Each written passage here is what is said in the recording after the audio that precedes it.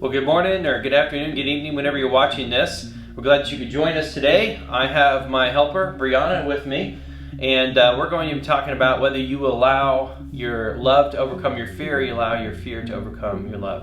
Brianna, what do you do when you're afraid? I either cry or I get really stiff, and then I wait to see what happens. Wait to see what happens, okay.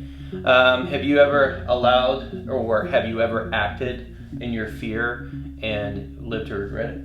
Yeah, one time I lied to you because I got in trouble in school and I was afraid you were going to find out, but you ended up finding out, and then I got even more trouble. Okay, so you allowed your fear to overcome your love. Not that you didn't love us, but you were too afraid because you didn't know what would happen. So, and then you end up getting in more trouble, right? Yeah. Okay. What do you do to show your love to somebody? What do you do? I either help them out or consider their feelings, or if they're going through a hard time, then I try to encourage them or to make a funny story or something like that. Make them laugh. Okay. And when you act on love, usually that helps or does better for that person what they're going through, right? Yeah. Okay. Now, have you ever been afraid, but then you were also had love in your heart for somebody, and you allowed that love to overcome your fear? Yes, someone was being picked on at school, and then I stood up for them during lunch. And you were afraid that if you stood up, that maybe they'd turn on you. Yeah. But you saw something wrong, and you're right in it. Yes. Yeah. So your love overcomes your fear, right? Yes. Sunday we're going to be talking about a Jochebed, which you maybe not heard that name. You ever heard that name before, Brianna? No. That is Moses' mother.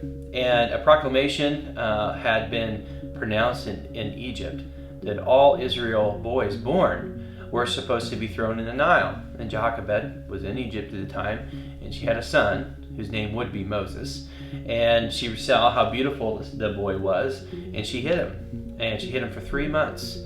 Away from the Egyptians because she allowed her love to overcome her fear. She could have been killed for doing such a thing, but she didn't want that baby to die. And it came to a point where that baby was still in danger, and so she put that baby in what's called, actually literally it's called an ark.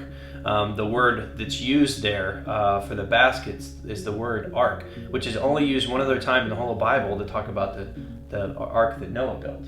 And so that she launches him into the Nile and has his sister watch him, and she ends up into the Pharaoh daughter's hands, who actually gives her back to his mother, Jochebed, to nurse and take care of. She allowed her love to overcome her fear. You see, here's the thing. God is always moving, and Satan is always moving, okay? And we're part of one of those movements. If we're allowing and acting on our fear, then we're part of what the devil is doing. If we're acting on love and allowing our love to overcome our fear, then we're part of what God is doing. 1 John talks about how perfect love casts out all fear, because fear has nothing to do with love, because it has to do with punishment. And those who are in Christ Jesus have nothing to fear of God. So let me ask you, which movement are you part of, and are you acting through fear, or are you acting through love? Is your fears overcoming your love? Or is your love overcoming your fears? Let's talk about it more. Okay? All right? Okay. You guys have a great day.